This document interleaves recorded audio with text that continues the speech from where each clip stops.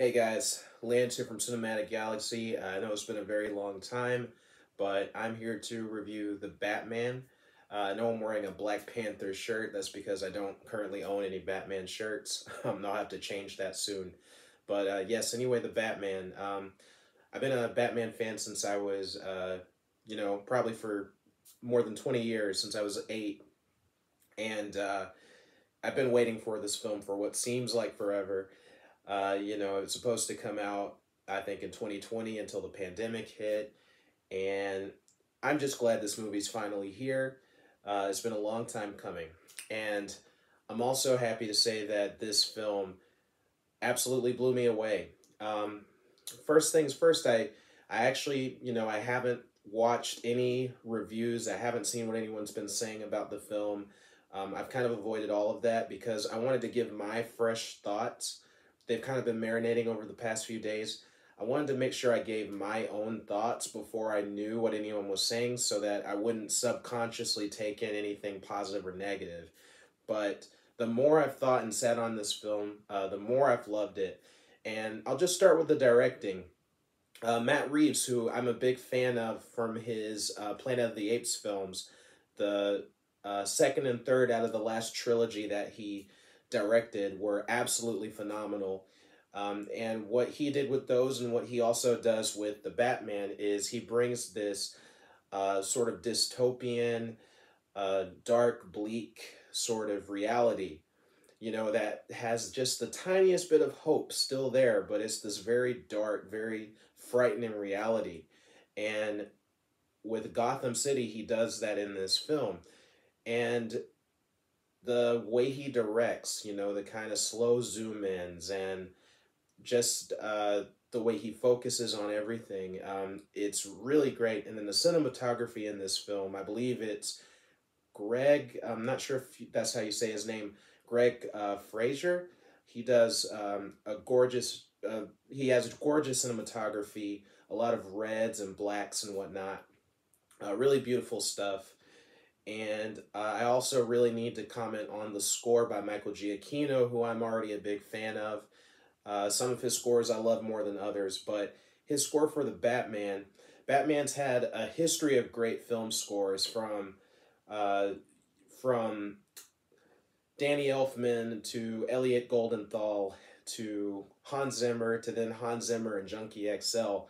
And Michael Giacchino adds to that. And he manages to create a theme that feels very Batman. It feels like it belongs with Batman, but it also manages to feel unique while tributing some of the other themes.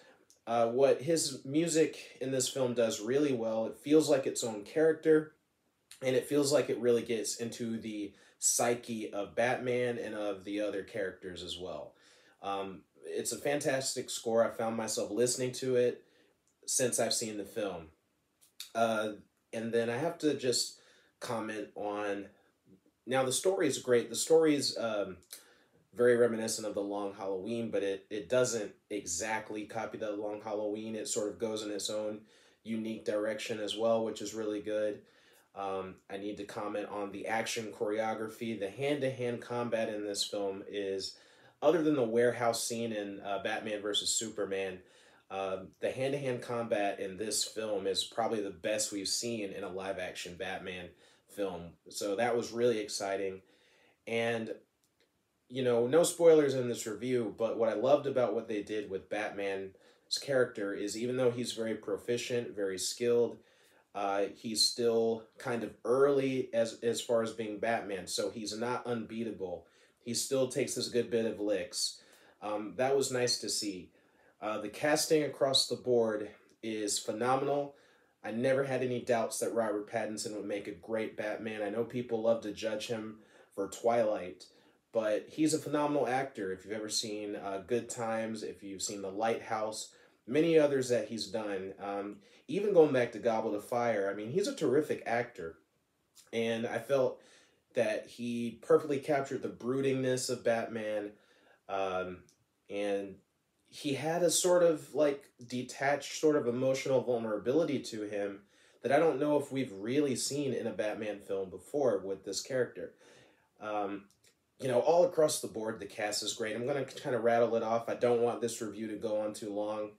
Zoe Kravitz was really good as Selena Kyle Catwoman, sort of like a novice version of her that I thought was refreshing. Jeffrey Wright made a fantastic Commissioner Gordon. Colin Farrell was hilarious as the Penguin. John Turturro as Carmine Falcone. And last but certainly not least, Paul Dano as the Riddler. I've never found him intimidating. I've never been afraid of Paul Dano in a film until now.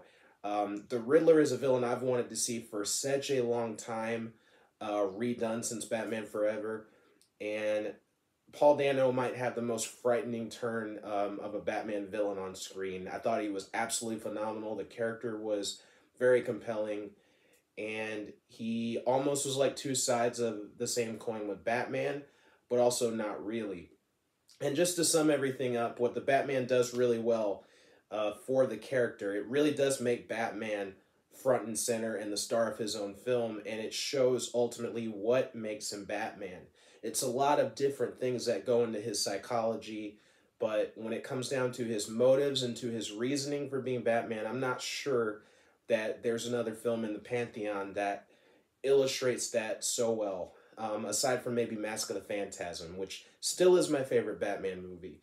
It's still so early for this film being out, but and I don't do letter grades or like number grades anymore for film or any art really. But The Batman is an outstanding film, worth seeing in the best cinema possible. I saw it in Dolby Cinema. I look forward to hopefully seeing it again. Um, and the more I think on the film, the better it gets for me. Thanks as always for watching, guys. And this is Lance from Cinematic Galaxy signing off.